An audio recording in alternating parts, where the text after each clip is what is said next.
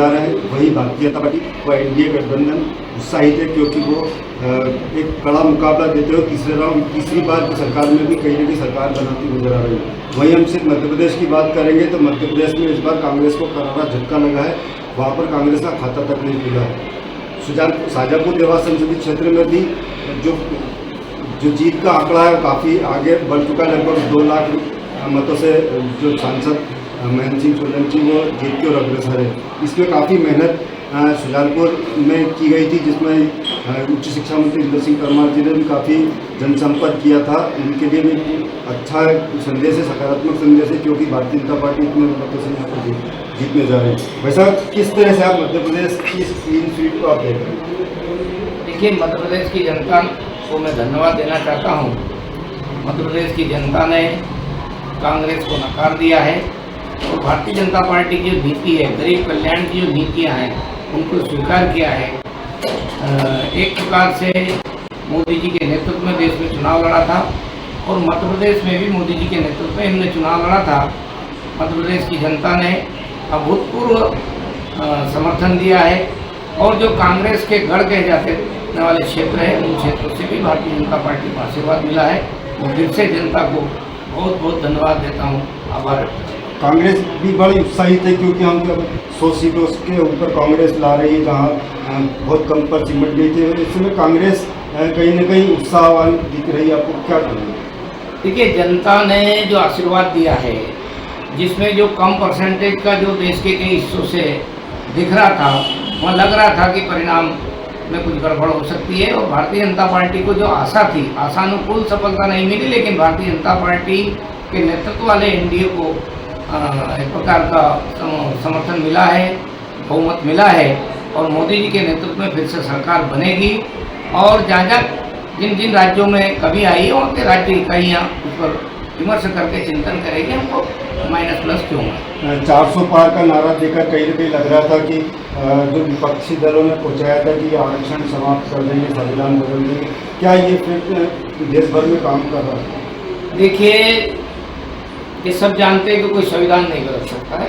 संविधान बदलने का काम तो कांग्रेस ने किया है, कई बार किया है। यहाँ तक कि सुप्रीम कोर्ट के निर्णय को भी कांग्रेस ने साबानो प्रकरण में बदलने के लिए संविधान में संशोधन किए हैं। इसलिए कांग्रेस ही संविधान को बदलती आ रही है, कांग्रेस ने ही सब कुछ किया। और मैं तो कहता हूँ कि कांग्रेस ने जिस प्रकार से मुसलमानों को आरक्षण देने की नीति अंदर अंदर चलाई थी, जिसमें कर्नाटक में एक्सपोज हो चुके थे और पश्चिम बंगाल में टीएमसी एक्सपोज हो गई थी, इसलिए जो कांग्रेस के मतदाता उन्होंने एक तरफा पूरा मतदान किया है और जो जिनको असर हो रहा था, जहाँ प्रभाव पड़ रहा था, शायद वो मतदाता सुस्त थे। आने वाले समय में आरक्षण का नुकसान जिन हिंदू जातियों को होगा, तब समझ में आएगा कि कांग्रेस ने कितना बड़ा देश का नुकसान किया है। कांग्रेस ने एक प्रकार से देश को तोड़ने की नीति धर्म के आधार पर का अनुसरण किया है, जिसके कारण से उस जगह पर उनको सीट बढ़ी है। विपक्ष ने कल रात से यह मैसेज दिया था कि अपने पार्टी कार्यकर्ता जो है कांग्रेस का लेकर पहुंचे, अपने दफ्तरों में पूछे, क्योंकि शायद ईवीएम को लेकर एक बड़ा आंदोलन आज वो कर सकते थे, लेकिन आज उनका ये आंदोलन फेल नजर होता जा रहा है। आज वो ईवीएम के बारे में खामोश। देखिए, कांग्रेस तो हमेशा से ही कोई ना कोई बहाना ढूंढती रही थी। आज मध्य प्रदेश में तो फिर भी वही बहाना ढूंढ रहे हैं, क्योंकि यहाँ पर 29 में से 29 सीट भारतीय जनता पार्टी जीतने जा रही है। इसलिए कांग्रेस तो केवल बहाना ढूंढ रही है। और कांग्रेस के तो लोगों तो उनसे मैं कहना चाहता हूँ कि जिन्होंने जनता के बीच में काम नहीं किया, जनता विशुद्ध रूप से भारतीय जनता पार्टी के साथ थी, फिर कांग्रेस ईवीएम पर जो आरोप लगाती है उससे कोई फायदा नहीं हुआ कांग्रेस को। लेकिन जिन राज्यों में जहाँ नुकसान हुआ है भारतीय जनता पार्टी को, वो जरूर हमारे लिए चिंता का विषय है। हमारा केंद्रीय नेतृत्व उन राज्यों की इकाइयाँ उस पर चर्चा करेगी और फिर से पार्टी को मजबूत करने के लिए काम करेंगे। मध्य प्रदेश की जनता को किस तरह से आप एक संदेश देना चाहिए, उन्होंने 29 सीटों पर भी बढ़त बनाई? देखिए, मैं तो विकसित भारत के संकल्प को पूरा करने के लिए मध्य प्रदेश जिस तेज गति के साथ विकास की ओर आगे बढ़ रहा है, यहाँ की बुनियादी समस्याओं का समाधान करने की ओर आगे बढ़ रहा है, हमारे मध्य प्रदेश के किसानों को हमारे उस संकल्प ने भी जोड़ा है, जिसमें हमने कहा कि भाई हम हर खेत तक पानी पहुँचाने का लक्ष्य पूरा करेंगे।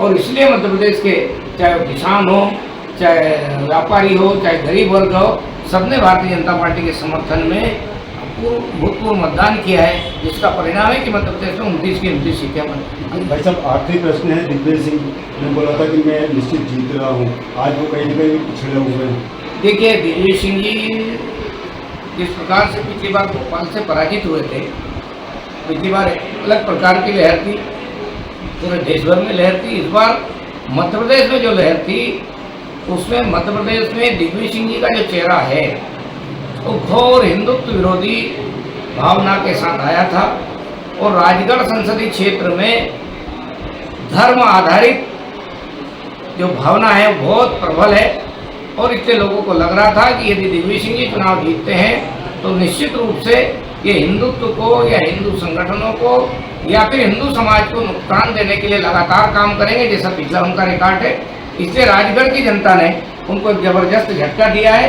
मैं वहाँ की जनता का भी आभार व्यक्त करता हूँ। उन्होंने हिंदुत्व के खिलाफ काम करने वाले, देश के खिलाफ बयान देने वाले एक नेता को सबक सिखाया। धन्यवाद। यदि परमार जो सुबह से ही चुनाव परिणामों पर नजर बनाए हुए, हालांकि जिस तरह से सीटें ऊपर नीचे हो रही है उससे कहीं ना कहीं चिंता तो है, लेकिन भारतीय जनता पार्टी के वरिष्ठ नेता इस बात से संतुष्ट है कि निश्चित भारतीय जनता पार्टी की सरकार तीसरी बार बन रही है। मध्य प्रदेश के लिए दीपक सक्सेना।